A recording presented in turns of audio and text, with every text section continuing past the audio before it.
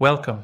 In this video, we're going to break down bonus depreciation and how it works with cost segregation right now, in 2024 and 2025, so you can make smarter decisions about your real estate taxes. This isn't tax jargon, it's practical planning for real investors. Let's start with the basics. When you own income-producing property, the IRS lets you recover your investment over time using depreciation. Residential rentals are depreciated over 27.5 years. Commercial properties are depreciated over 39 years. That means you deduct a little bit each year, slowly lowering your taxable income over decades. That's better than nothing. But what if you could accelerate those deductions?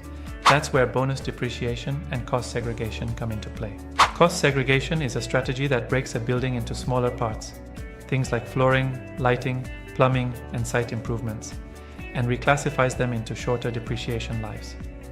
Some of these parts may depreciate over 5, 7, or 15 years instead of 27.5 or 39 years.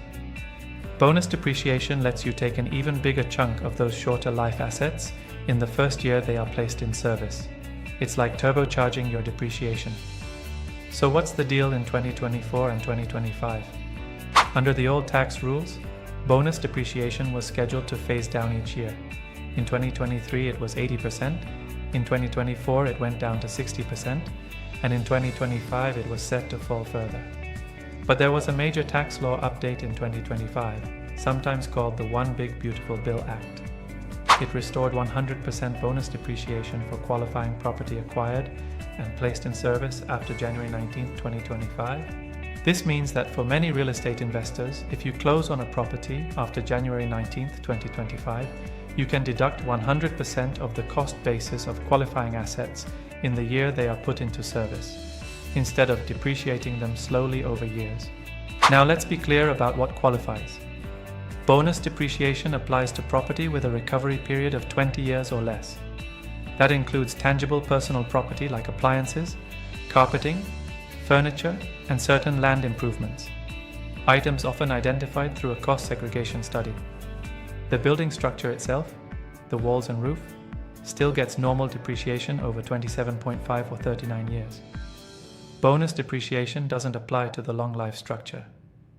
To illustrate this, imagine you buy a commercial property for $2 million. A cost segregation study might find that $400,000 of the purchase price belongs to short life assets like flooring, signage, and certain interior finishes. Under the old law, you would take these cost components and depreciate them over their shorter lives, but not all at once.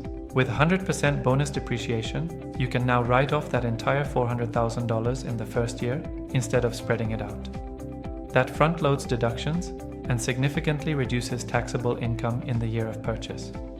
Here's why this matters. Lower taxable income in year one means more cash stays in your business. That additional cash can be used for renovations, expansion, debt payoff, or even more property purchases.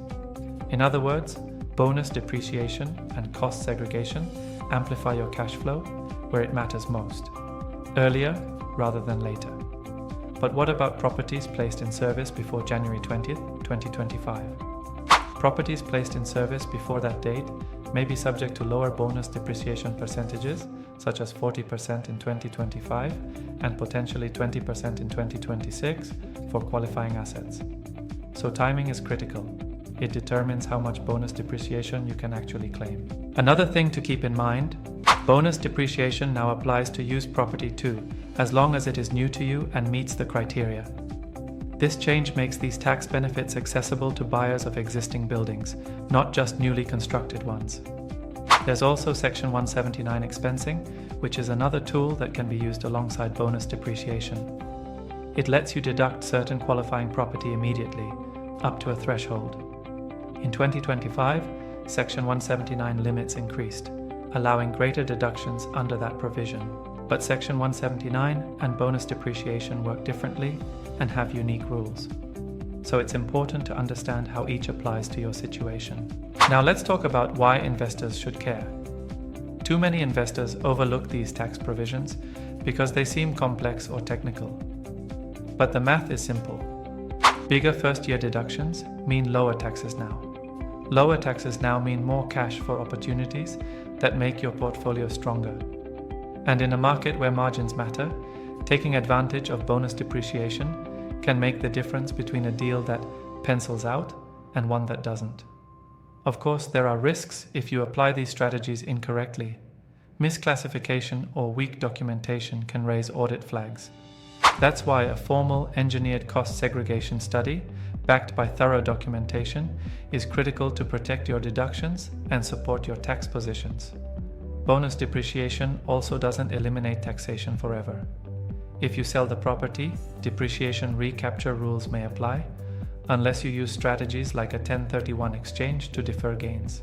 In short, bonus depreciation coupled with cost segregation supercharges your first-year tax deductions, significantly boosts cash flow, and gives you more flexibility in how you deploy capital. But timing, proper study methods, and knowledgeable tax advice are key to maximizing these benefits while staying compliant. If you want to explore this strategy for your portfolio, it starts with seeing the numbers for your specific property. Visit costsegregationguys.com to request a free personalized analysis. They'll help you model how bonus depreciation and cost segregation could impact your tax situation and cash flow.